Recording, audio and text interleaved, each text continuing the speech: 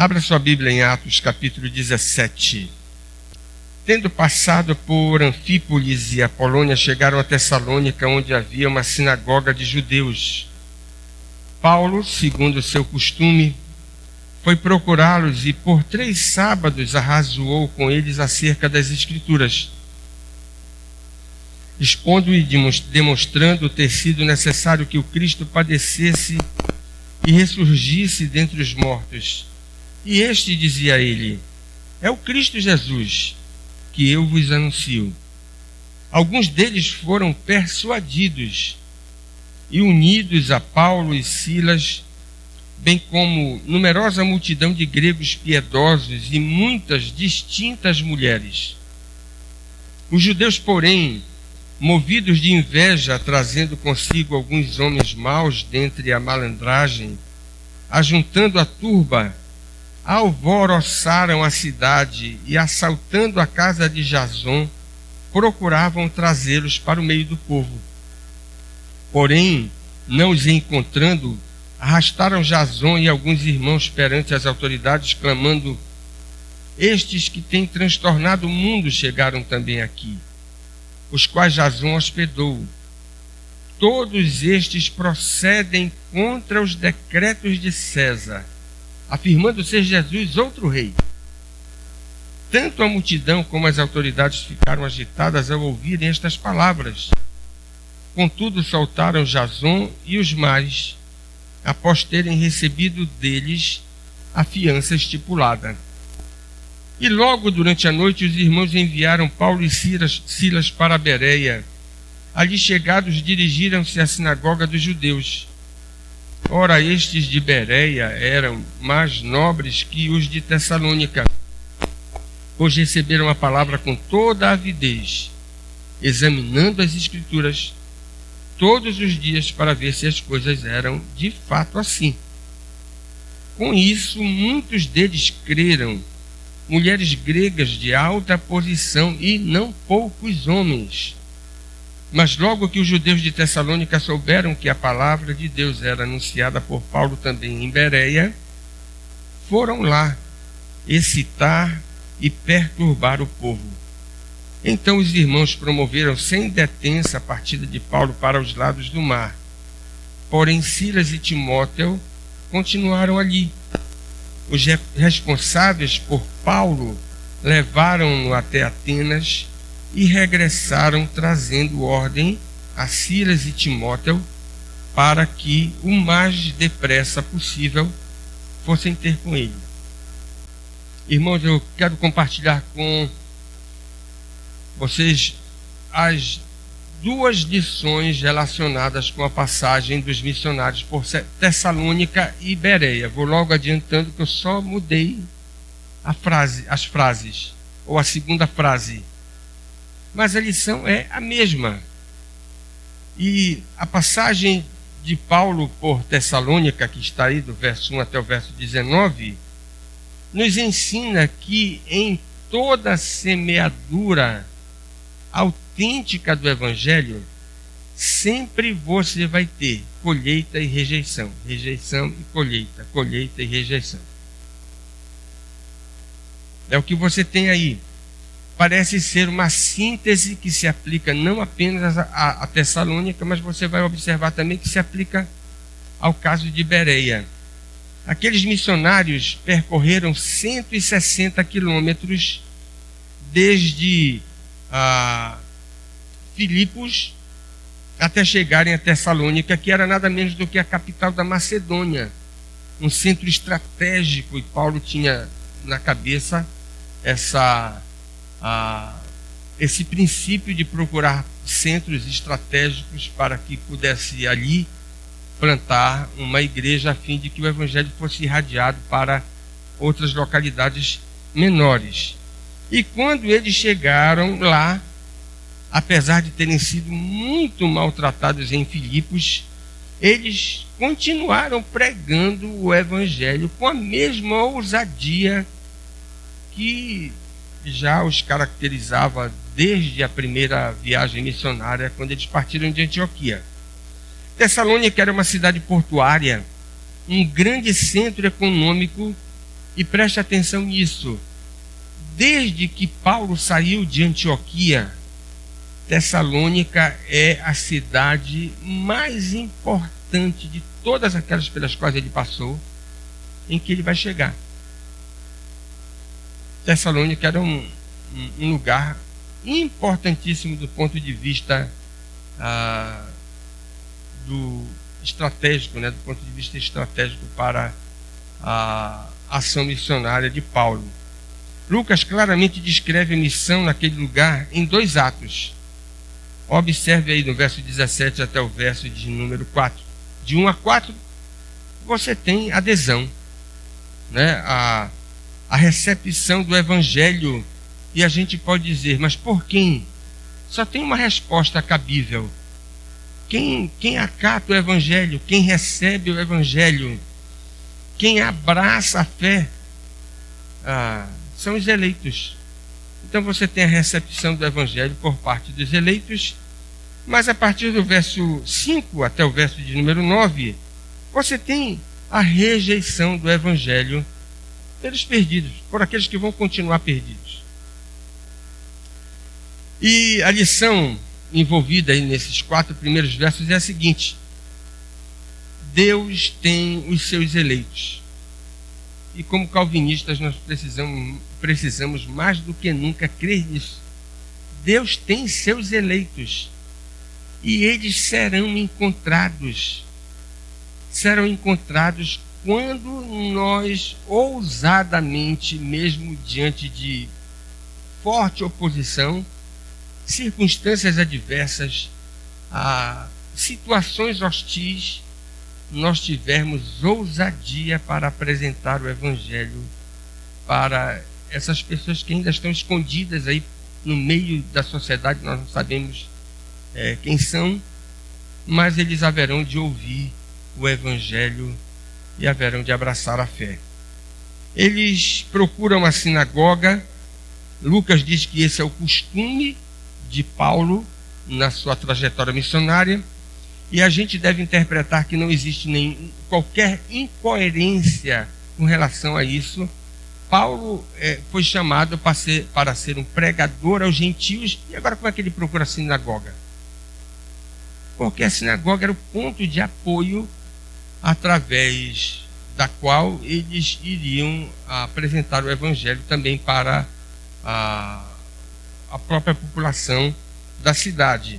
A sinagoga, portanto, vai servir para ele como uma base de apoio em todo lugar, em toda cidade onde existir essa instituição, porque em algumas cidades, como nós já vimos, não havia sinagoga porque não dispunhamos de pelo menos 10 judeus que pudessem se reunir para formar uma instituição dessa natureza. E como é que a adesão à fé acontece naquele trabalho missionário encabeçado por Paulo e Silas na segunda viagem missionária? Primeira coisa, se você pretende alcançar eleitos para a salvação, você tem que se dedicar a compartilhar de forma oral a palavra de Deus. Observe aí, os eleitos são chamados quando os crentes compartilham a palavra com eles. A salvação, ela se processa através do compartilhar oral da palavra inspirada de Deus. Não é de outra forma. Por 3 sábados consecutivos, você pode ver no verso de número 2, a lei, os profetas e os salmos foram revirados. E a gente tem algumas chaves de interpretação do Antigo Testamento. Quando eu lecionava teologia bíblica do Antigo Testamento, a primeira aula era dizer o seguinte: olha, você quer aprender Antigo Testamento? Você tem que prestar atenção em 3 coisas. 3 coisas. A primeira delas é que no Antigo Testamento Deus não revela tudo de uma só vez. E a melhor ilustração é como se você tivesse um grande teatro com muita luz por trás, mas uma grossa cortina fechando tudo. E Deus vai abrindo a cortina devagar. E com o passar da história, essa cortina vai sendo aberta. E à medida que Deus vai abrindo essa cortina, que é o processo de revelação, aqueles que fazem parte da nação da aliança vão recebendo mais luz. Essa é a primeira coisa. A revelação, portanto, é progressiva. Mas você precisa aprender o segundo princípio, importantíssimo. É que a revelação progressiva de Deus, ela não se contradiz. É o princípio da harmonia. Deus não diz uma coisa hoje para desdizer amanhã. Entendeu?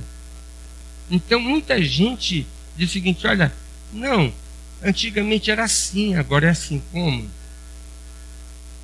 Se Deus não se contradiz, como é que alguém era salvo no Antigo Testamento por guardar a lei e agora no Novo Testamento é salvo pela graça? Me explica esse negócio. Não existe. Desde que o pecado entrou no mundo, que os pecadores são salvos pela graça mediante a fé. E você vai ter então a revelação não apenas crescendo, mas ela sendo compatível com tudo aquilo que Deus já fez e disse. Segundo princípio. Mas tem um terceiro. O terceiro princípio é que toda a revelação de Deus no Antigo Testamento, ela converge para Jesus Cristo. Você precisa exercitar o seu entendimento para tentar encontrar Jesus Cristo em cada página do Antigo Testamento. E foi isso que Paulo e Silas fizeram naquele encontro em Tessalônica. Eles reviraram a lei, reviraram os profetas, reviraram os salmos. Essa era a maneira da divisão clássica da Bíblia hebraica. A Bíblia hebraica se divide em 3 partes, não em 4, como na nossa. Na nossa nós temos lei, os profetas, os poéticos e os profetas. Lei, os históricos, os poéticos e os proféticos. A nossa Bíblia no Antigo Testamento se divide em 4 partes. Na Bíblia hebraica são 3 partes: a lei, os profetas e os salmos. Então eles reviraram a Bíblia. Em cada uma dessas coleções eles foram dizendo: olha, está aqui Jesus Cristo. Eles estavam com óculos novos, os óculos messiânicos. Então eles diziam: olha, está aqui Jesus Cristo na lei, está aqui Jesus Cristo nos profetas, olha Jesus Cristo nos salmos. Irmãos, o processo de iluminação do entendimento é uma coisa espetacular.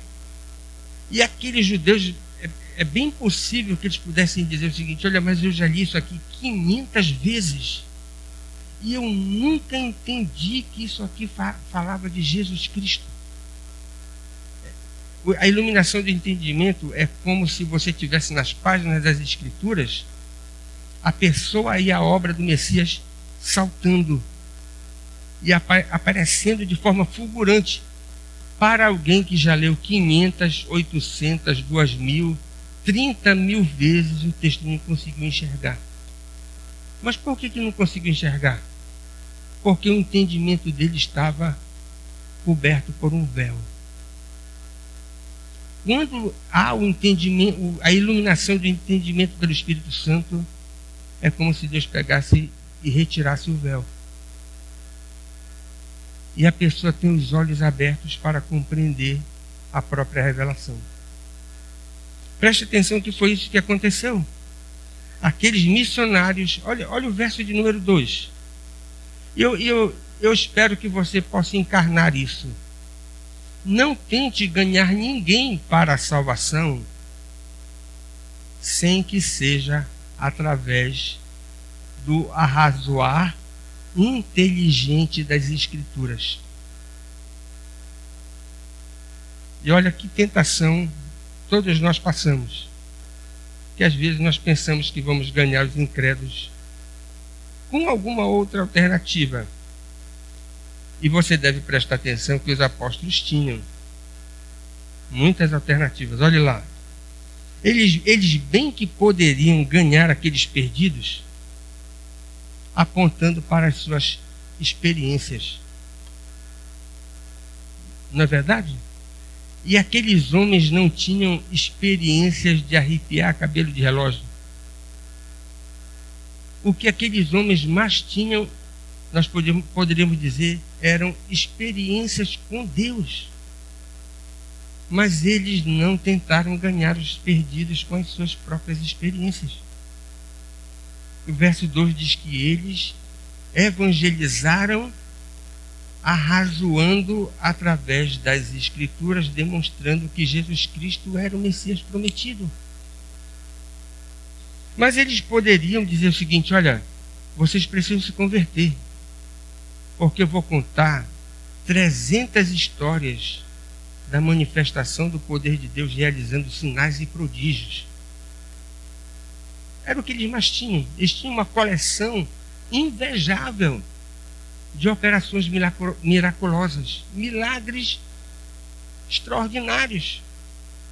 Mas eles não tentaram converter aqueles homens com a ocorrência de milagres. Eles não tentaram também converter aqueles perdidos de Tessalônica simplesmente apontando para aquilo que era de mais precioso da tradição judaica. Bem que eles poderiam fazer isso também. Mas o verso 2 é muito interessante. Eles gastaram 3 sábados arrazoando com aqueles ouvintes através das Escrituras. Esse é o modo através do qual Deus chama os eleitos para a salvação. Quando eles ouvem da nossa parte compartilhar da palavra de Deus, que é inspirada. Um segundo destaque que merece ser feito aí é que o centro do testemunho cristão, preste atenção nisso, guarde que isso também é uma informação muito importante. Todas as vezes que você falar do Evangelho, tentar apresentar o Evangelho para pessoas, lembre disso, que você deve centrar o seu discurso na morte e na ressurreição de Cristo. Esse deve ser o centro do compartilhar do Evangelho da sua parte. Esse é um dos pontos mais exigentes da apresentação do Evangelho. Não foi fácil, não é fácil também para nós. É muito interessante aquilo que Paulo escreve em Corinto, né? Os gregos buscam sabedoria. Os judeus pedem sinais. Mas nós não vamos apresentar nem sabedoria e nem vamos tentar realizar sinais. Nós vamos apresentar Jesus Cristo e este crucificado. E o apóstolo Paulo diz: olha, a cruz é loucura para os que se perdem. E de fato é. Na verdade, olha, uma das coisas mais humilhantes para nós que somos crentes é pregar o Evangelho para os perdidos, apresentando um Salvador que foi executado por crucificação lá naquela experiência dramática do Calvário. Você já chegou à conclusão disso? É muito humilhante você ter que apresentar o seu Salvador como sendo aquele que foi condenado à morte pelo expediente da crucificação. Porém, irmãos, falar da cruz é absolutamente indispensável para que a gente possa compartilhar o Evangelho de forma autêntica. Eu ouvi essa semana, não sei de quem, não gravei, uma frase assim: o Evangelho, antes de ser uma maravilhosa promessa, ele é uma acusação radical. Né? Hoje o mundo está atrás de promessas, e você vê a maioria dos pregadores aí duvidosos oferecendo para as pessoas promessas, mundos e fundos, uma pregação triunfalista. Mas antes do Evangelho ser promessa, ele é uma acusação radical. Porque ele aponta para Cristo na cruz, morrendo em nosso lugar. Se você precisa de um Salvador, de um fiador, e um fiador do naipe de Jesus Cristo, é porque a sua dívida é astronômica, é incalculável. Se você tem alguma compreensão de Jesus Cristo como um grande fiador, um grande advogado.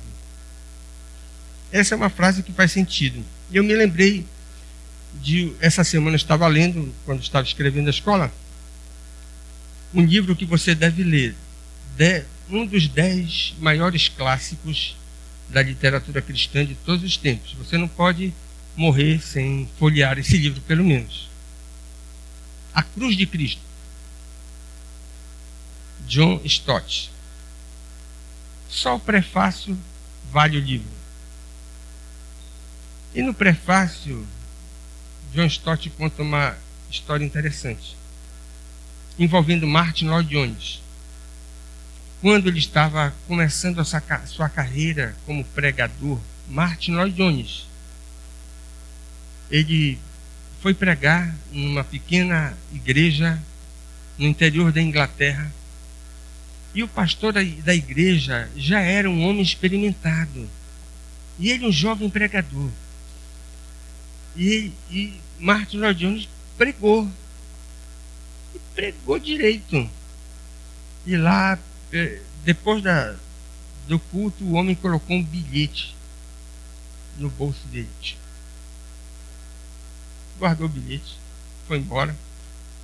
Lá pelas tantas ele puxa o bilhete e olha, sua pregação foi maravilhosa, assim. Só que você precisa dar mais atenção à cruz de Cristo. O jovem pregador disse: olha, eu vou acatar o conselho.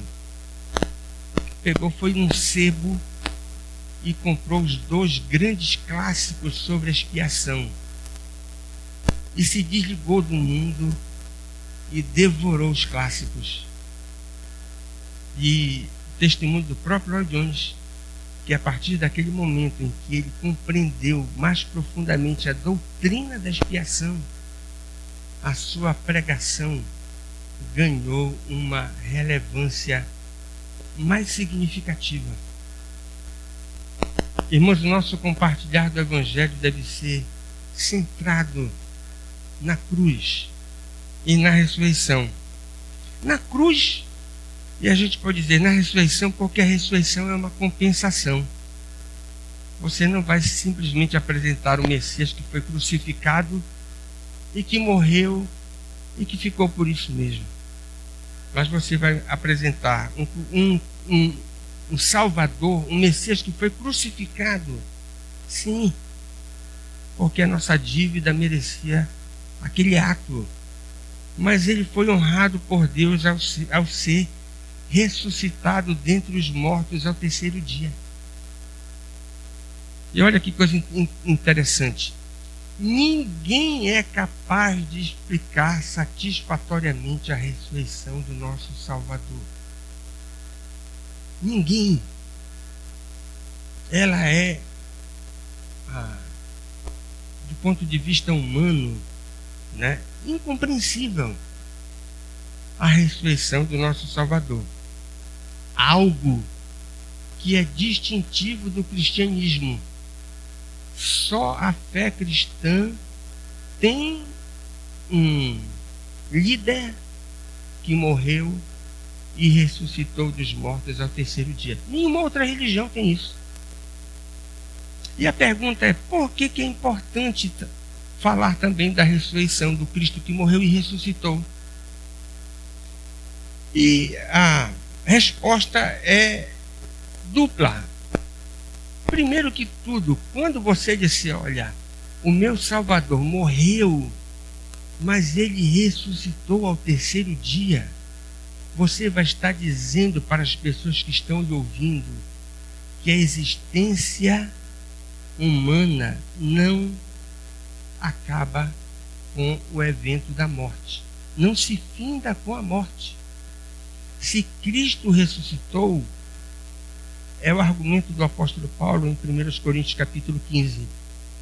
Nós podemos dizer que nesse fato nós temos a certeza da vida eterna. A experiência humana não se finda com a morte. Mas tem uma segunda coisa. Se Cristo ressuscitou dentre os mortos, ele está vivo. E esse era o grande entusiasmo da igreja. O nosso Salvador morreu, mas ele ressuscitou e ele está vivo e passeando no meio da igreja. E essa é uma das razões, é um fundamento importantíssimo para nós concluirmos que a comunidade da fé fundada por Jesus Cristo não é uma instituição morta, mas é uma comunidade viva, onde você tem uma dinâmica espiritual, porque o próprio Salvador passeia no meio da igreja, ele está vivo. É por isso que você precisa compensar o seu anúncio da morte de Jesus Cristo com a ressurreição. Foi o que os apóstolos fizeram. Veja aí no verso número 3. A exposição das Escrituras era para demonstrar que o Cristo deveria morrer. O Salvador teria que experimentar a cruz. Mas ele deveria também ressuscitar dentre os mortos. Essa é a essência do compartilhar dos apóstolos. Uma última coisa que merece ser destacada aí é que os ouvintes do Evangelho, se você está compartilhando o Evangelho, sendo fiel às Escrituras, centrando na morte e na ressurreição de Cristo, você tem que ter coragem de dizer para o seu ouvinte o que é que você vai fazer com aquilo que eu estou lhe dizendo. Preste atenção, todas as vezes que nós compartilharmos o Evangelho com as pessoas de uma maneira inteligente, dócil, não grosseira, nós precisamos convidar as pessoas para que se posicionem diante daquilo que nós estamos apresentando. Frequentemente eu dizia isso para os alunos, porque eles me perguntavam, me apertavam de tudo quanto é jeito, né? E aí, professor, quando o senhor prega, o senhor faz apelo? Aí eu peguei e respondi o seguinte: olha, é o que eu mais faço. Mas preste atenção, deixa eu explicar para vocês. O apelo que eu faço não é chamando gente lá para frente. O apelo que eu faço insistentemente durante a pregação é tentando fazer com que as pessoas que estão me ouvindo possam se posicionar daquilo que eu estou apresentando. Prestar atenção frequentemente nas perguntas que colocam no final. A gente precisa apresentar uma resposta. O Evangelho não é só você apresentar a verdade, por mais que você creia piamente na operação do Espírito Santo, mas Deus também lhe convocou para fazer com que as pessoas que vão lhe ouvir, compartilhando o Evangelho, tomem uma posição daquilo que você está apresentando. Você não vai se lançar na apelação, mas o seu compartilhar vai tentar chamar as pessoas para a responsabilidade. Foi isso aí que os apóstolos fizeram. Veja o verso 3, a parte B. Quando eles apresentaram, através das Escrituras, a morte e a ressurreição de Jesus, o apóstolo Paulo diz no verso 3, no final, a parte B, e este, dizia ele, é o Cristo Jesus que eu vos anuncio. Ele está fomentando aqui a reação dos ouvintes, estimulando uma resposta para aqueles que estão recebendo a mensagem da salvação. E preste atenção, toda apresentação digna do Evangelho tem que ter esse componente. Se Deus estiver autenticando a mensagem, certamente alguns crerão. E é interessante notar esses 3 estágios. Olha lá, a exposição das Escrituras, o testemunho histórico da morte e da ressurreição de Cristo e a aplicação prática na apresentação do Evangelho. O resultado em Tessalônica você pode ver aí no verso de número 4. Muitos foram persuadidos com aquilo que Paulo e Silas falaram, bem como numerosa multidão de gregos piedosos e muitas mulheres distintas. Judeus se converteram, tiveram seu entendimento iluminado, gentios abraçaram a fé, e mulheres de alta posição na cidade abraçaram a fé. É óbvio que nós temos aqui um resultado diferenciado. Era uma época de graça abundante, e em períodos de graça abundante nós observamos esses resultados assombrosos, num grau incomum, mas nós colhemos resultados. Veja a partir do verso 5 até o verso de número 9, a segunda parte do texto da passagem de Paulo por Tessalônica. A lição é a seguinte: Deus também permite que alguns perdidos rejeitem a salvação. Assim como nós temos colheita, nós temos também rejeição. Sem entrar em detalhes aqui, preste atenção, alguém está lendo teologia, como André Farias, né?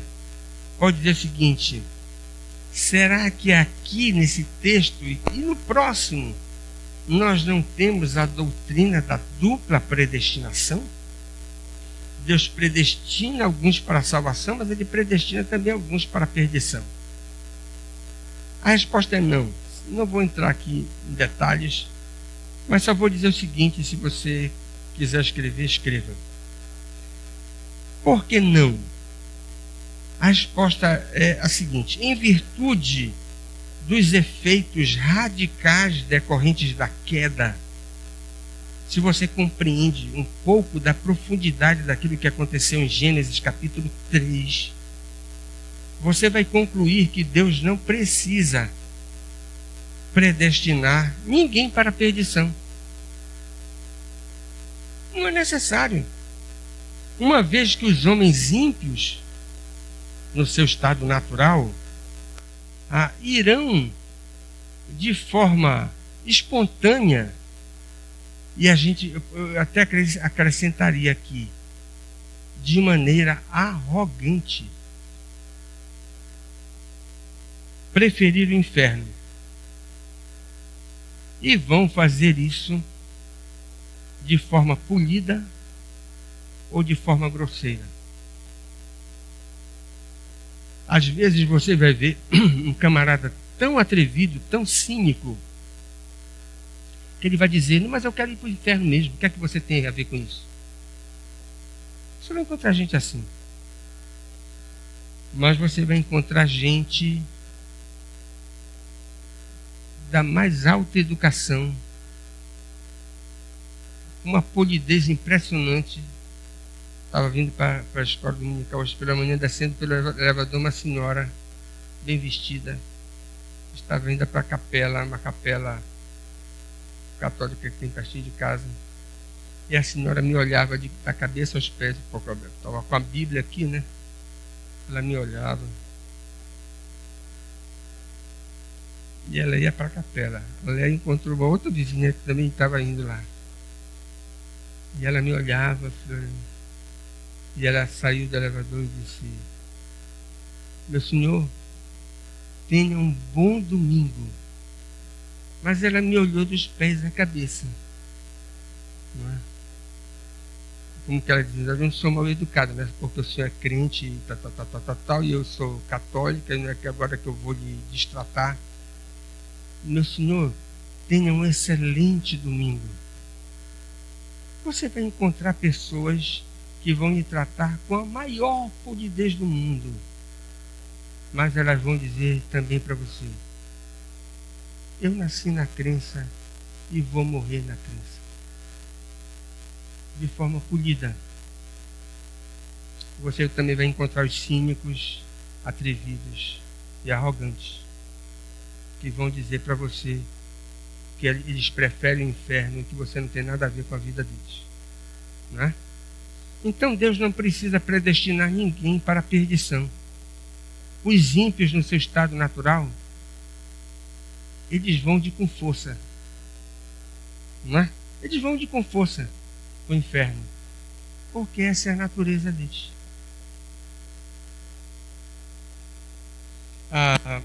Cabe aqui apenas destacar uma coisa na experiência daqueles missionários. Não tardou que aparecesse gente para perturbar o trabalho da semeadura do Evangelho. A mesma coisa que Jesus experimentou ao longo do seu ministério terreno, se você quer conferir Marcos 1, o verso 23. E o primeiro destaque que é interessante fazer é que a resistência ao Evangelho, e eu já destaquei isso no que eu falei sobre a dupla predestinação, pode assumir variadas formas. Você vai ter um colega de trabalho que ele é resistente ao Evangelho de um jeito. Você tem um parente que é de outro jeito. Você tem um vizinho que não quer saber de Cristo, de Bíblia, de igreja, de um outro jeito. E é interessante que essa experiência na segunda viagem missionária nos mostra isso. Em Filipos, por que a população da cidade rejeitou o Evangelho? Você é capaz de lembrar no capítulo anterior? Se a gente tivesse que escolher um motivo, a gente pode dizer, olha, eles rejeitaram o Evangelho lá em Filipos por causa da questão financeira. Tinha dinheiro envolvido por trás. Mas preste atenção, em Tessalônica, o motivo era outro. Não era mais de dinheiro. Né? Em Filipos você tem aquele falso grito de patriotismo. Não tinha nada de patriotismo por trás. Havia interesse econômico. Mas em Tessalônica, não é esse o motivo. Você pode ver aí no verso de número 5. Veja aí. O segundo pecado capital. Qual é? Inveja. Grave sempre. Orgulho, inveja, ira. Aí depois você tem glutonaria e preguiça. Por fim, avareza e lascívia. Os 7 pecados de tronco. Orgulho, inveja. Lá ela aparece aqui. Provérbios diz, ontem nós comentamos isso na reunião do conselho, Provérbios 14, 30. O ânimo sereno é a vida do corpo, mas a inveja, grave esse versículo, grife esse versículo, a inveja é a podridão dos ossos. Provérbios 14, 30. A inveja é a podridão dos ossos. Jesus foi morto por inveja. também. E aqueles missionários vão experimentar a mesma coisa. E a coisa interessante na história registrada por Mateus, no verso 27 e 18, é uma coisa chocante. Até Pilatos percebeu a razão da morte de Jesus. Mateus 27 e 18. Não é difícil para a gente imaginar como aqueles judeus incrédulos ficaram ressentidos dos missionários granjearem simpatia pelas cidades pelas quais eles passavam, dos ouvintes, e preste atenção, e essa é uma coisa chocante, os missionários granjeavam simpatia e eles apresentavam uma mensagem indigesta, a mensagem mais indigesta que existe na face da terra e que já foi anunciada em toda a história. Sabe qual é a mensagem mais indigesta? É convidar pecadores ao arrependimento. Não existe coisa mais contundente, mais difícil. E através da proclamação do Evangelho da cruz, os missionários granjeavam simpatia. Os judeus ficaram mordidos. Por que eles não granjeavam simpatia? Porque a religião que eles professavam e apresentavam para as pessoas era uma religião esfarrapada, sem sentido, que não dava alegria, sentido para a existência de ninguém. E é por isso que eles ficaram mordidos. Diz o verso de número 5 com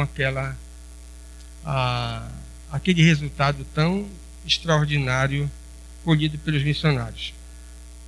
Um outro destaque, irmãos, versos 6 e 7.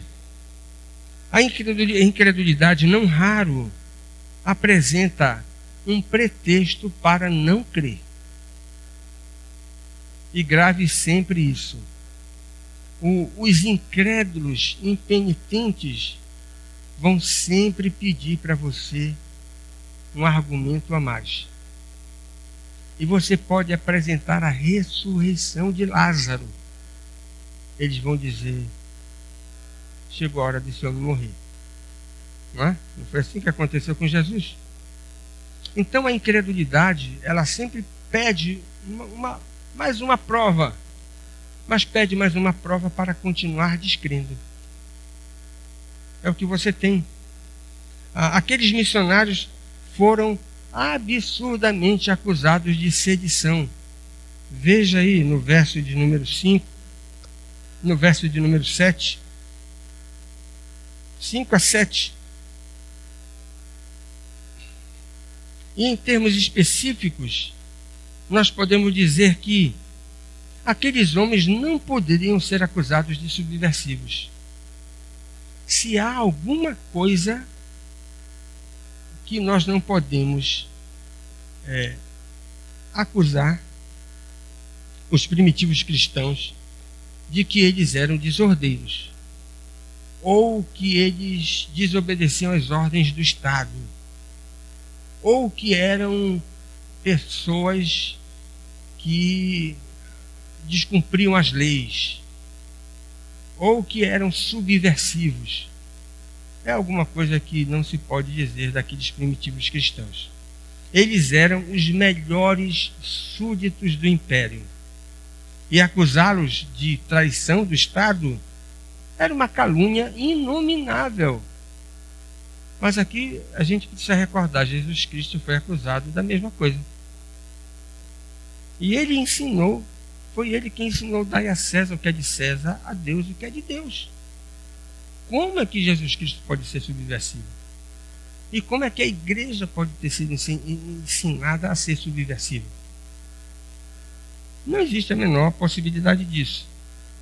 Por outro lado, a gente pode dizer que, num certo sentido, aqueles acusadores tinham uma certa razão em dizer que, de alguma forma, aqueles primitivos cristãos eram inimigos do regime. Claro, porque eles se negavam a prestar culto ao imperador. É por isso que você tem aí, veja aí no verso de número 7, eles procedem contra os decretos de César, afirmando que quem é rei é Jesus Cristo. Eles não poderiam dizer que o imperador era o Senhor. E você, se estivesse lá, não iria dizer isso, se você é um verdadeiro crente. Como é que você vai se curvar diante da estátua do imperador e queimar um incensozinho? Mas é uma coisa tão simples. Quem é que dá importância para isso? Agora eu vou arriscar a minha vida por dizer que César é Senhor e agora participar de uma cerimônia que tem que colocar um incensozinho lá. Uma coisa banal. Que banalidade é essa? Né? Estão exigindo alguma coisa. É um preciosismo muito grande, alguém poderia dizer. Mas os primitivos cristãos disseram não. Nós não podemos professar com os nossos lábios que César é Senhor. Se nós fizermos isso, nós estaremos traindo a nossa profissão de fé. E apesar de ser uma atitude tão trivial, queimar um incenso no busto do imperador, para nós isso é deslealdade. Nós não vamos fazer isso. E era isso que estava por trás aqui, do que você tem no verso de número 7, nessa acusação. A referência a Jesus como rei é objetivamente, do ponto de vista histórico de Lucas, uma alusão ao senhorio de Cristo, que contrastava com aquilo que o próprio império exigia que fosse tributado a César e que a igreja, de forma correta, se negou a cumprir, a professar. Os primitivos cristãos, eles diziam que a primazia do governo do mundo, visível e invisível, era de Jesus Cristo, o Rei, o Senhor. E a última observação aí, não deve parecer estranho que ímpios reajam de forma brutal. Lucas descreve que os incrédulos contrataram homens vadios, olha o verso de número 5, para agredirem os irmãos, à semelhança daquele episódio que você tem no livro de Gênesis, em Sodoma. A providência divina escondeu os missionários, tendo como hospedeiro aquele homem chamado Jason, que pagou o pato, né, por causa daquela cumplicidade com aqueles missionários, apanhou, teve que gastar dinheiro e correu risco de vida naquela situação. Provavelmente, abra 1 Tessalonicenses 2,18. Provavelmente Paulo, nesse texto da carta que escreve à igreja de Tessalônica, está se referindo a esta proibição legal, quando ele menciona que Satanás não lhe permitiu retornar a Tessalônica. Pode ter sido compreensivelmente uma alusão a esse episódio que aconteceu, descrito aqui no capítulo 17 de Atos. Bereia. O que é que nós podemos aprender de Bereia? A mesma coisa. Eu só mudei a frase. Do verso 10 até o verso 15. Irmãos, a palavra da salvação sempre haverá de suscitar simpatia e antipatia. Não tem como escapar disso. Não foi assim em Tessalônica, vai ser também em Bereia. E aqui uma correção para os irmãos que estavam na reunião do conselho lá. Acrescentem mais 20 quilômetros. Eu falei 60 ontem, né? Pois são 80 quilômetros. O presbítero Paulo Maia disse o seguinte: olha, como é que a resistência para nós, 60 quilômetros daqui para Santa Maria, Mosqueiro, né? Mas a gente vai rapidinho lá de carro e volta no mesmo dia para comer uma tapioca. Mas naquela época você não tinha essa facilidade de transporte tão rápido. Então era longe, 80 quilômetros. Aqueles invejosos de Tessalônica, ao ouvirem que o evangelho está sendo bem sucedido também em Bereia, partem para lá, a fim de excitar. Olha aí o verso de número 13. A fim de excitar e perturbar o povo. É o que você tem aí. E novamente você tem Lucas mostrando para nós o lado positivo da recepção, da simpatia com o anúncio do evangelho da cruz, e depois ele fala da rejeição, da oposição, da resistência sofrida pelos missionários lá em Bereia. Do verso 10 até o verso 12, nós aprendemos que ouvir a palavra com avidez não é uma coisa tão comum. Esse destaque que você tem de interesse, de avidez mesmo, como é a palavra que aparece aí, é algo descrito apenas com relação aos bereanos. Mas é uma atitude santa. Frequentemente você vai observar os homens com fastio das escrituras. E não raro você vai ter igrejas com esse tipo de coisa. A pregação tem quase desaparecido da igreja contemporânea. Às vezes a gente ouve a seguinte coisa: em igrejas grandes,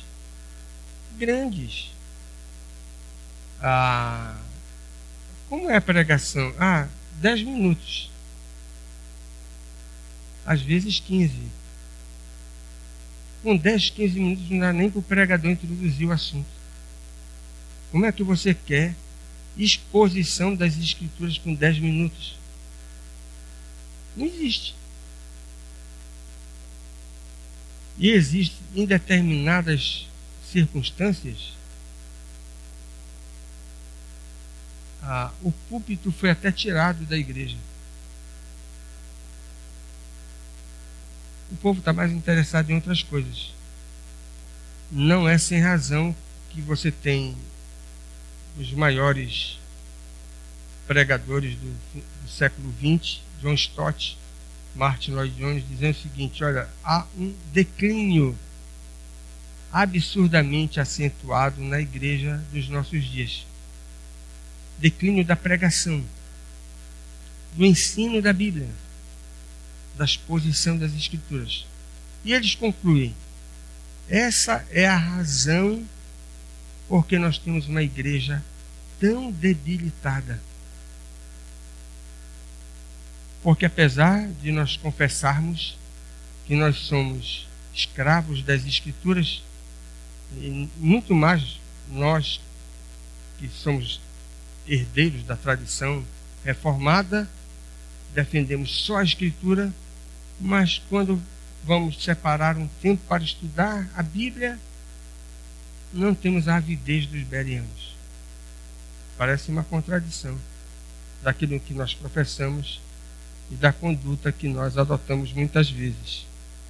Os bereanos são até designados de mais nobres do que os de Tessalônica. Preste atenção, não é porque eles tinham um status social mais elevado do que aqueles irmãos lá de Tessalônica. Eram mais ricos, tinham uma posição social mais distintiva, eram mais importantes, ou mais famosos, ou exerciam cargos de poder na cidade. Nada disso. Eles são descritos como mais nobres justamente por esta virtude distintiva. eles se diferenciavam dos de Tessalônica porque eles demonstraram muito maior avidez por conhecer as Escrituras, por quererem compreender, por desejarem de forma crítica, checarem se era de fato assim. Eles não recebiam tudo sem ruminar, sem verificar, com critérios corretos, se aquilo que os missionários estavam apresentando era a expressão da verdade. Eles combinaram receptividade com questionamento crítico. Eles se encontraram com Paulo diariamente, não apenas uma vez por semana. E desde então, esse adjetivo bereano tem sido aplicado a um crente individualmente ou a um determinado grupo que se mostra ou que se mostram interessados no ensino e na compreensão das Escrituras. Irmãos, que Deus se agrade de nos ver assim, né? Pelo menos um pouco como bereanos. Diante disso, Lucas menciona que naquela cidade houve muitas conversões. Veja o verso 12. E um detalhe chama a atenção: a adesão de mulheres de certa posição social abraçando o Evangelho. E olha que não é uma observação. Presta atenção, Lucas é um historiador criterioso. Ele não está registrando os fatos sem pesar aquilo que ele está colocando no papel. E veja no capítulo 16, verso 14. Capítulo 16, verso 14. Uma mulher de alta posição. Veja no capítulo 17, verso 12. Mulheres de alta posição. Veja no capítulo 17, verso 34. A mesma coisa. A repetição não é acidental.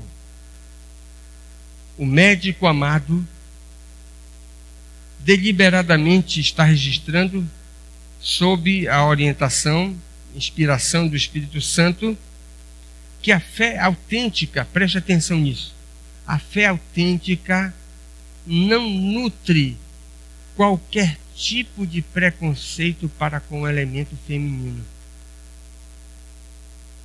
A gente não faz ideia do quanto isso era revolucionário para a mentalidade daqueles dias. Que mulheres pudessem abraçar a fé e pudessem professar o cristianismo tanto quanto homens. Eu até ontem falei na reunião do conselho, olha, eu não sei como é que alguém pode preterir o elemento feminino, colocar as mulheres num patamar de marginalidade dentro da igreja. E sabe qual é a principal base? Lucas capítulo 8. Jesus tinha uma SAF. Não se pode um negócio desse. Se Jesus tinha uma SAF, como é que você não quer ter SAF? Não é? Um negócio estranho. Então aqui você tem mulheres se convertendo, aderindo à fé, abraçando o Evangelho, se tornando crentes, e agora fazendo parte da igreja, e vão dar uma contribuição enorme à expansão do Evangelho naqueles dias. Mas não apenas isso, não eram simplesmente mulheres, mas mulheres de alta posição. Aqui você tem um outro tapa com luva de pelica, né? No mundo daqueles dias. E sabe o que é que significa?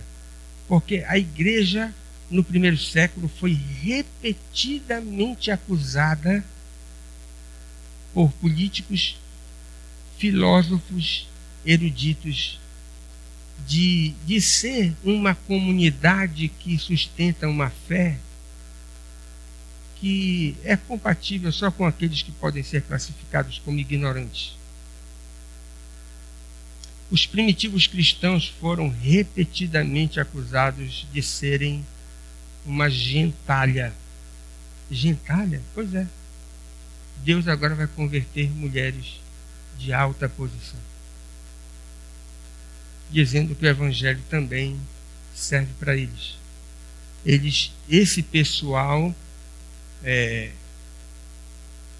de um nível mais elevado, eles são tão pecadores como os pobres. Eles precisam tanto do evangelho como aqueles que não têm posição. E essa é uma observação muito interessante. Eu vou ler só aqui um comentário do Justo Gonzalez, que é um dos maiores historiadores que nós temos. Os cristãos, diziam os críticos, esses cristãos são pessoas ignorantes, cujas doutrinas, pregadas sob o verniz de sabedoria, eram, na verdade, pessoas insensatas e contraditórias daquilo que defendiam. Em geral, essa era a atitude daqueles que adotavam os pagãos, cultos de boa posição social, para quem os cristãos não passavam, ou a igreja não passava de ser uma gentalha desprezível. É o comentário do Gonzalez. Veja o verso 13 até o verso de número 15, a última observação que eu desejo destacar. Resistir à palavra de Deus não é algo que acontece raramente. Mas a gente não pode deixar de concluir que essa é uma atitude ímpia. Não é? Ímpia. É impressionante observar o grau da inveja dos judeus de Tessalônica, quando ouviram que os missionários tiveram boa acolhida em Bereia, eles partiram para lá, para excitar o povo no verso 13. Os mesmos adversários que fizeram oposição aos missionários em Tessalônica viajaram 80 quilômetros para causarem tumulto aos apóstolos. E aqui cabe uma observação que você acha apoio em toda a história da igreja.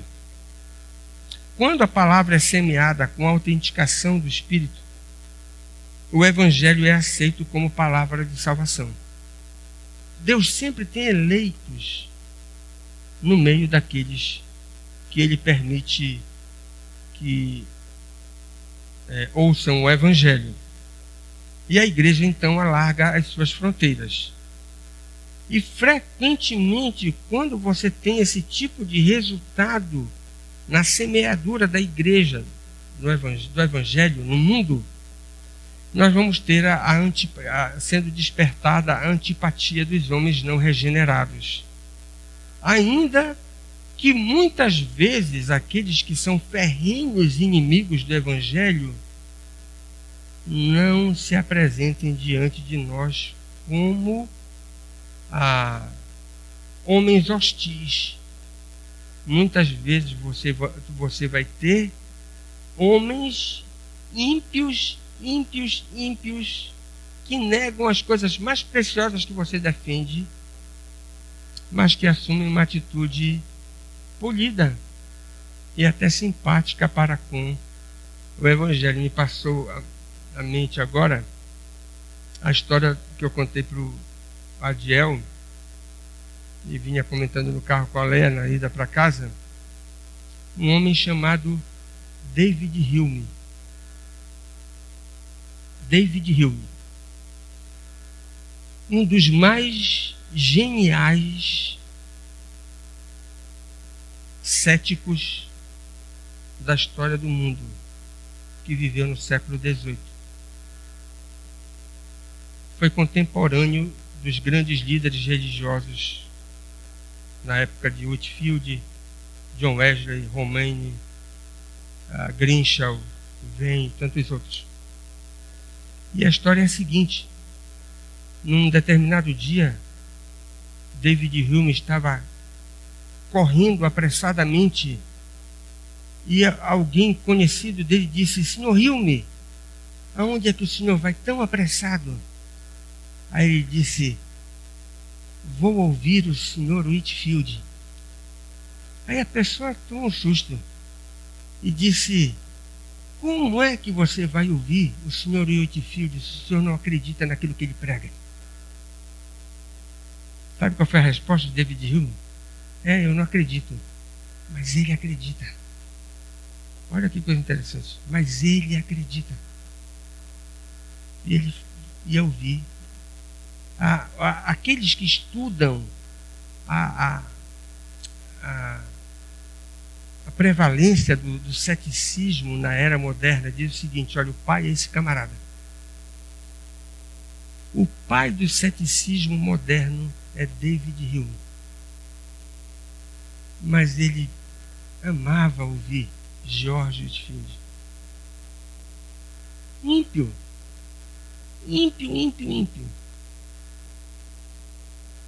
Mas não reagia de forma grosseira. Pelo contrário, extremamente polido. Parece que foi em Bereia que Timóteo ingressou definitivamente naquela expedição da segunda viagem missionária, diz o verso 14 e verso 15.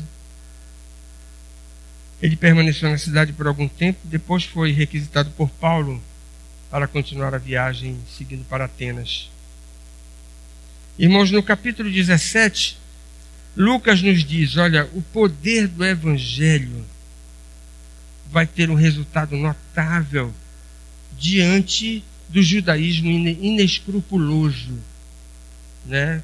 Possuído de inveja e agora antipatizando pelo trabalho dos missionários. Mas a partir do verso de número 16, olhe lá, você vai ter Lucas registrando um outro impacto do Evangelho, não sobre o judaísmo esfarrapado, o que já poderia dizer assim, bem, é até perfeitamente compreensível, até esperado. Uma religião que já perdeu sentido, né? Vazia, que não oferece absolutamente mais nada para quem deseja encontrar o sentido da existência. O Evangelho com certeza vai contrastar com esse judaísmo que não presta. Mas olha, mas quem sabe aquilo que o mundo apresenta como sendo a expressão mais sofisticada do conhecimento, da sabedoria, que era a filosofia grega. E agora o Evangelho, diz Lucas, o Evangelho também vai ter um efeito bombástico, porque ele vai produzir um choque do trovão, como diz a Luciana, né? O Evangelho vai produzir um choque do trovão na maior cidadela do saber mundial, no Areópago, e em Atenas, a sede da filosofia que tanto encantou o mundo antes de Cristo e continua encantando também os homens hoje. E o Evangelho vai ter um efeito poderoso ali, naquele Areópago, no maior centro de convenções da história, do ponto de vista filosófico. Deixa eu fazer algumas perguntas para você hoje pela manhã. Quem aqui acredita mesmo no poder do Evangelho, na superioridade da mensagem da salvação? Nunca descreia disso. Quando você chegar diante de um homem rico, de um homem poderoso, de um homem famoso, de um homem com 50 diplomas de pós-doutorado, não gele. Não perca tempo. Apresente o Evangelho da cruz. Porque não existe nada que possa caracterizar as pessoas a fim de que elas sejam colocadas à parte como num grupo de pessoas que não precisam do Evangelho. O Evangelho, o poder do Evangelho é superior a tudo que os homens possam ter. Jamais descreia disso. Segundo, o que você tem feito para que os eleitos ouçam a palavra de Deus? Essa é uma pergunta tanto embaraçosa, né? Seus parentes têm ouvido dos seus lábios o Evangelho? Seus vizinhos, colegas de trabalho? Vou mudar a pergunta. Como é que você quer que os eleitos creiam se você não fala? Não dá. Não acontece nada. Né? Você vai ter que falar do Evangelho para que os eleitos creiam. Esse é o método de Deus. Invariável. E por último, como você reage diante da resistência do mundo, diante do Evangelho? Não vou mais falar. Desisto. Não faça isso. Redobre suas forças. E diga, olha, me hostilizaram em Tessalônica, mas esses bereanos vão vir. Aí expulsam você de Bereia. Você diz, mas agora eu vou para Atenas. Faça aquilo que os missionários fizeram. Nunca desista dos pecadores. Essa é a sua vocação. Que Deus nos abençoe.